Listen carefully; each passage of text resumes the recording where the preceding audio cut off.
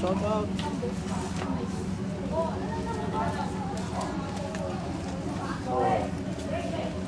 Bon. Yung mga pinamili ko. So, surpresahin ko yung isang babae na she hold the letter from me.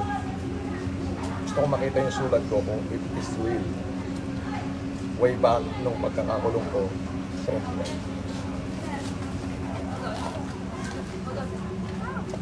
Ay, boss. Okay.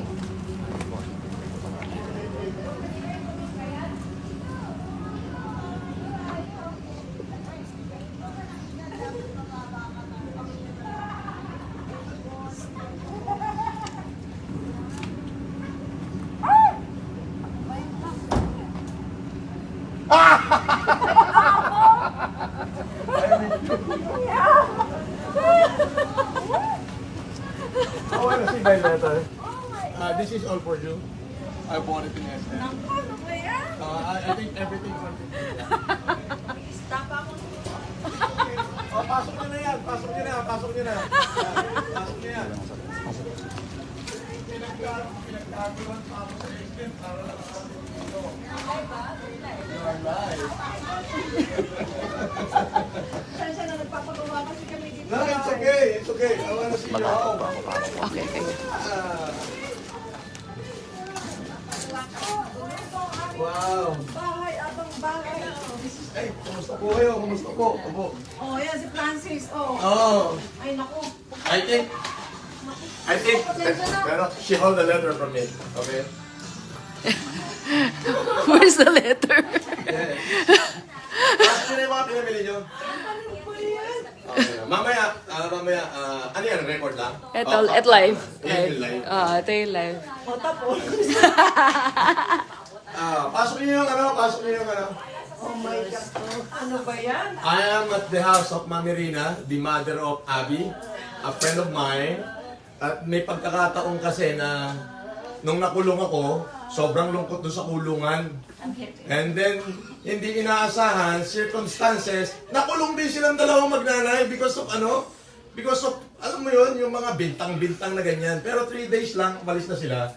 Lumabas na sila. Parang hinold lang talaga. And I wrote a letter sa kanya noon. And she kept it, the letter. And I wanted to see the letter if it is exists talaga. Baka picture lang. Sandali. Kukunin. Kukunin daw.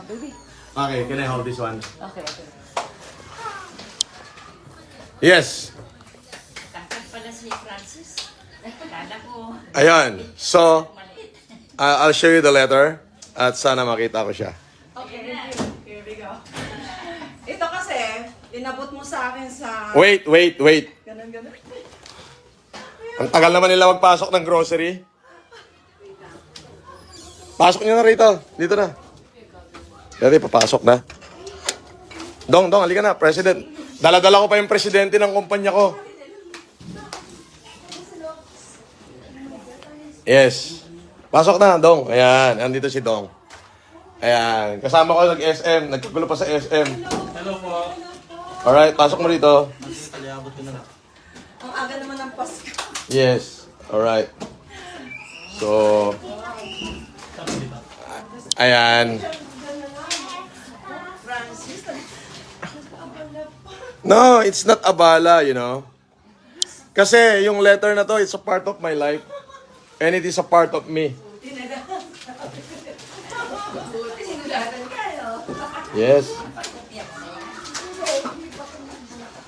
Ayan. So, eto si Bon. Kasama ko si Bon. ang dami naman yan.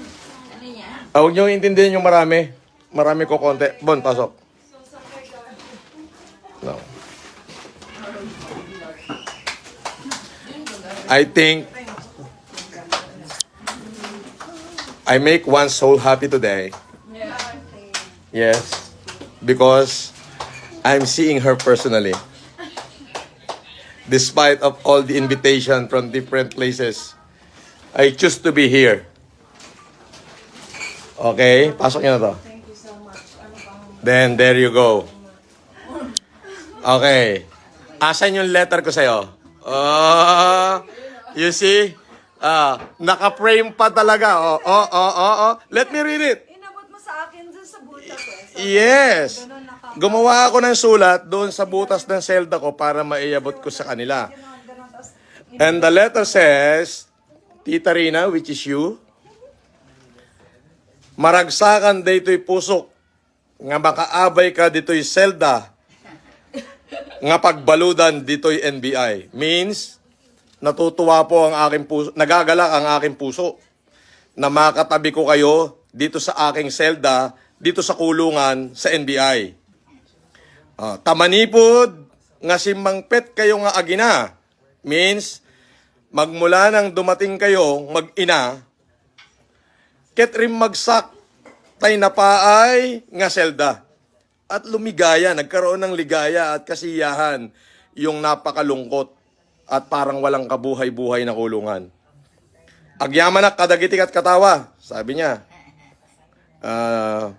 Nagpapasalamat ako sa mga katuwaan at tawanan, ken napaay nga tungtungan at nakakalungkot na kwentuhan. Agbyag, mabuhay, Francis Leo Marcos, andyan yung alias ko. I sign it on June 1, 2020 at the New Believe It, a National Bureau of Investigation. So, once again, I'm going to ask her if she is willing to sell selling eh. this letter. Ay nako, sa'yo na yan. No. Hindi. It is a history. It is a history. If you wish to keep it, then you can keep it, and then malay mo, tumaas yung offer ko in the future. No. I will not take this. This is yours. I give it to you already. But, kung merong Pinoy Pound Star, meron din namang Francis Leo Marcos Pound Star. Na? Yun, oh. Ganito. Keep it for tonight. Okay. And then think it over. And if you're willing to sell it to me, I'm gonna pay you 200,000. Woo! No, not now, ha? Think it tonight. Think it tonight. If you wish to keep it, no, hindi ko kukunin yan now. Gusto ko pag-isipan mo. Because yan, ibinigay ko sa'yo yan, bahagi yan ng buhay ko eh. Nakita mo, hinanap ko, di ba? Kasi bahagi yan ng buhay ko, naging kabanata ng buhay ko yan. Nandyan yung oras at araw na nakulong ako sa National Bureau of Investigation. Yes. But my offer today, pwede pa itong tumaas pag tumanggi, is 200,000. But if you really want me to buy it, send me a message. I'm gonna give you 200,000 and I'm gonna get that letter back to me. Then you will not be part of the history of my life. Because I bought it. And I bought it. Ayaw. Mahalaga sa kanila yung sulat. Binibigay ko nga sa'yo eh. No, it is part of my life. Yes. And you are part of my life. It is already history na naging bahagi ka ng buhay ko. Ngayon, kapag kinuha ko yan, mawawala na yung kabahagi mo sa buhay ko. But, pag-isipan mo mamayang gabi, 200, quarter million. I'm gonna buy it that back. Yes. No. Talaga, Francis. Coffee nga. Magpapakape ka naman. Kanina pa ako bumabangka dito. Kape or ano? Kape lang ba? Coffee lang, coffee. And water. Sa kanila lahat. Ano ba? Kape. Sit here, oh. Ay, naku, Ito ko yung sulat ko, guys. Sinulat ko yun nung nasa NBI ako nakakulong. Kasi, ang nangyari, nakipag-away si Abby sa parang celebrity din. Nakipag-away siya. Silang dalawa ng nanay niya, kinulong. Kasi si Abby Siwa is celebrity. Pwede nyo i-search yan. Actress yan. Okay? So, nung nakakulong silang dalawa na mag-nanay, parang natuwa yung selda ko. Parang, uy, may ligaya. Kasi sinisiko ko na yung selda ko eh. Alam niyo yung sakit, pasakit na dinanas ko sa buhay ko. Now, it's all coming back to me. I maybe lost my wife, but I didn't lost my faith. I maybe lost my wealth, but I didn't lost my faith. I maybe lost everything, but I didn't lost my faith. So God returned all it back to me now. This letter is a part of me. A part of my life, at naging bahagi siya ng kabanata ng buhay ko. Alright, so there you go. Ang last offer ko to get back the letter is 250,000. Wow. Pag-iisipan niyo yun. When you say yes, tonight, send me a message. If Abby said, binibenta na ni Mami, tomorrow morning, I will be here. I wrote you a check, 250,000. I'm going back, I'm that letter, at hindi ka nakabahagi ng buhay ko. So, alam mo yun, parang kompleto na ako ngayon. Yes. Thank you.